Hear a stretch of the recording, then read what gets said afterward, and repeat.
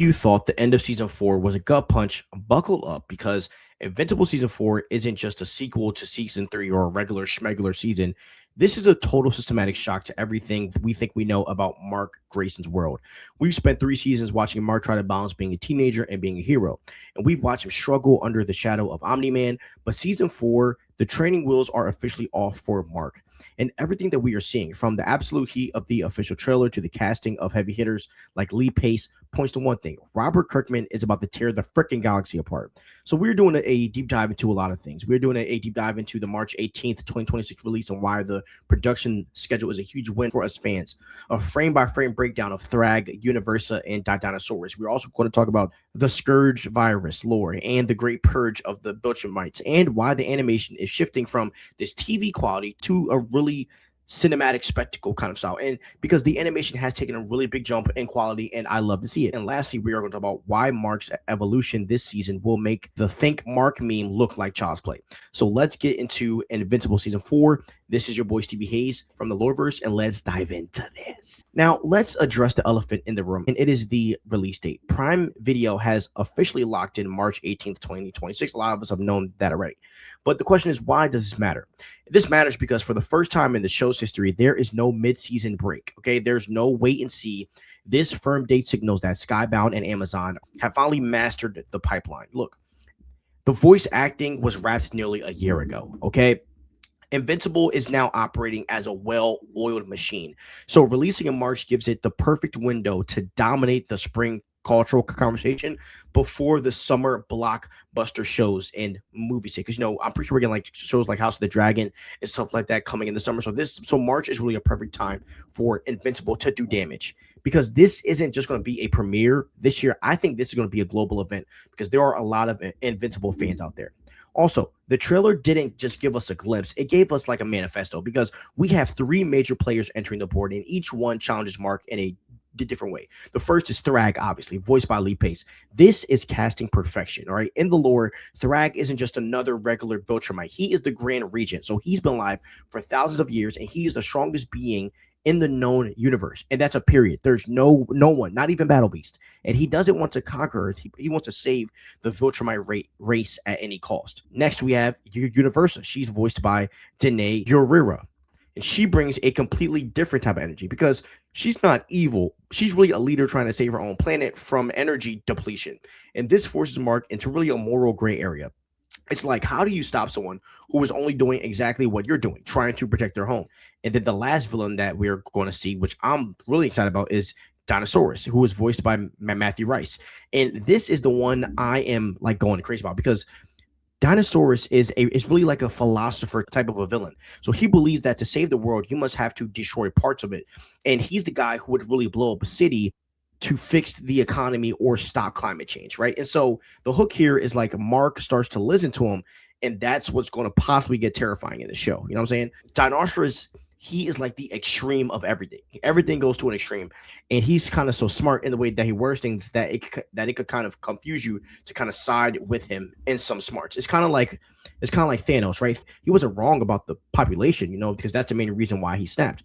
And Captain America, he affirmed that, saying, "Yo, like we see whales. Like I see whales now when I was driving to Avengers compound. Like he saw actual positives. But just because someone might voice facts doesn't mean that they always have the right decision to try to fix that mess." Right now, let's get into the Viltrumite War, and let's break all that down, because season 4 is where we finally move away from the Earth-centric problems, and we are entering the Coalition of Planets lore. And this is what gets me excited too, because if you haven't read the comics, get ready for the Scourge virus, because years ago a biological weapon was unleashed that wiped out 99.9% of the Viltrumite population, and that's why there are so few of them left. And this season we see the remnants of that empire, aka the Great Purge, and why they are so desperate to breed with humans. So it's going to give more explanation to that.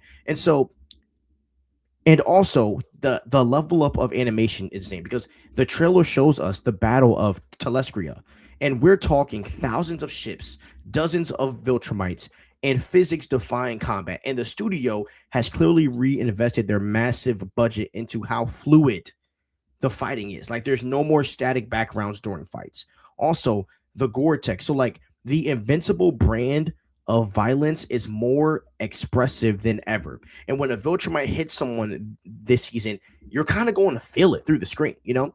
And even when you see the scene of Omni-Man and Alan talking in the air with, with Mark, just take a look at the sky behind Omni-Man.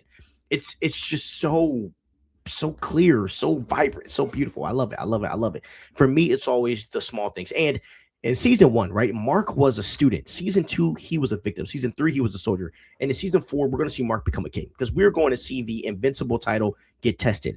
And so we're going to see this season explore really the weight of the crown. Like Mark has to start making commander decisions. Like, does he sacrifice thousands of lives to save a million? We're also going to see him and Eve go through some stuff because his relationship with Eve isn't just superhero romance anymore. It's a partnership of two people who are the only ones left who understand what it's like to be gods among men.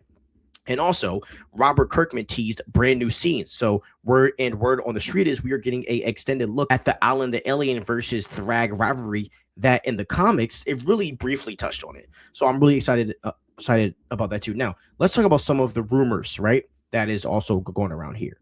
So let's talk about leaks, right? So the rumor has it that we are getting a standalone Battle Beast origin episode or a massive B plot involving his hunt for Thrag. We also see something about there also is possibly going to be something about Space Racer 2, the man with the gun that can shoot through anything. Like he was teased in that trailer too. So his presence really changes the tactical landscape of the war. I'm not sure what kind of effect it's going to have, but we'll just have to see what happens. And also the fact that season 5 is already in production means that season 4 is going to end on some type of colossal cliffhanger. And I think like they're not going to be afraid to break the world because they know they have time to fix it later. From a lore perspective, going with the actual story. And so let's get into why this is peak, okay? Because the bottom line is this: most superhero shows get tired by season 4. They run out of ideas, and they repeat the same save the world tropes. And we see Invincible doing the opposite, right? It's getting bigger, weirder, and more emotional. And it's taking the Omni-Man twist from season 1 and turning it into a galactic standard. Look, March 18th isn't just a date on the calendar. It is the day that we might possibly see, from an animated standpoint, DC and Marvel officially get challenged by a story that isn't afraid to let its heroes fail, bleed, and grow up. And if you're ready for the Viltrumite War, and if you're ready for Dinosaurus to mess with your head, and if you're ready for Mark to finally embrace his destiny, this is going to be the season for you. You know what I'm saying? Like, we are getting some payoffs in this season. So hit that subscribe button because we're going to be covering every single episode, and we're going to be like so deep into the show. I cannot wait. So I want to know what you guys are most excited for: the debut of Thrag, the Scourge virus, or the inevitable Mark versus Eve situations. So drop a comment below. Let's talk about it and let me know what you guys think. It's your boy Stevie Hayes. Stay crispy and peace out.